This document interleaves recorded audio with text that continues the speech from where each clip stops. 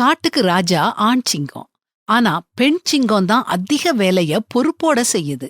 வேட்டையாடுறதுல சிறந்தது பெண் சிங்கம் தான். அது மட்டும் இல்ல, இது ஒரு அர்ப்பணிப்புள்ள தாய். தன்னுடைய குட்டிகளை பாதுகாத்து வளர்க்கும். அத்தியாவசிய உயிர் வாழும் திறன்களை தன்னுடைய குட்டிகளுக்கு கற்றுக் கொடுக்கும். தன் குட்டிகளை பாதுகாக்கிறதுல பெண் சிங்கம் பெரும் பங்கு வகிக்குது. ஹைனா, சிறுத்தை இதெல்லாம் சிங்கக்குட்டிகளை தூக்க வரும்போது பெண் சிங்கம் தனியா நின்னு தைரியமா எதிர்க்கும். இரைய தேடிக்கிட்டு வந்து தன்னுடைய குழுவுக்கே கொடுக்கறது பெண் சிங்கம்தான். ஆனா ஆண் சிங்கம் முதல்ல சாப்பிட இது அனுமதிக்கும். இது பெண் சிங்கத்தோட பலவீனம் இல்ல, அதோட தன்னலமற்ற தன்மையையும் அர்ப்பணிப்பையும் இது வெளிப்படுத்துது. பெண் சிங்கம் ஒரு நாளும் ஆண் சிங்கமாக மாறணும்னு ஆசைப்படுறதில்ல.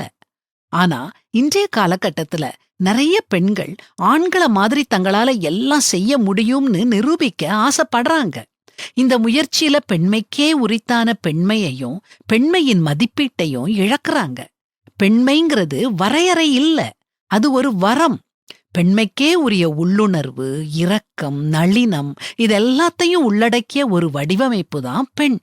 சில துறைகள்ல பெண்கள் மட்டுமே பிரகாசிக்க முடியும். தங்களுக்கே உரிய தனித்துவமான முறையில சிறப்பா பங்களிக்க முடியும். அதை திறம்படச் செஞ்சு இந்த உலகத்தை வாழ்வதற்கு சிறந்த ஒரு இடமா மாற்ற முயற்சிக்கணும். பெண் சிங்கம் எப்படி தன்னுடைய கடமைகளை செஞ்சுட்டு பெருந்தன்மையோட கண்ணியமா இருக்குதோ அப்படி பெண்களும் இருக்கணும். ஆண்டவருடைய படைப்புல பெண்கள் அழகானவங்க. அவங்க இடத்தை யாருமே நிரப்ப முடியாது. என் பிரியமே, நீ பூரண ரூபவதி, உன்னில் பழுதொன்றும் இல்லைன்னு வேதாகமத்திலேயே போட்டிருக்குதே.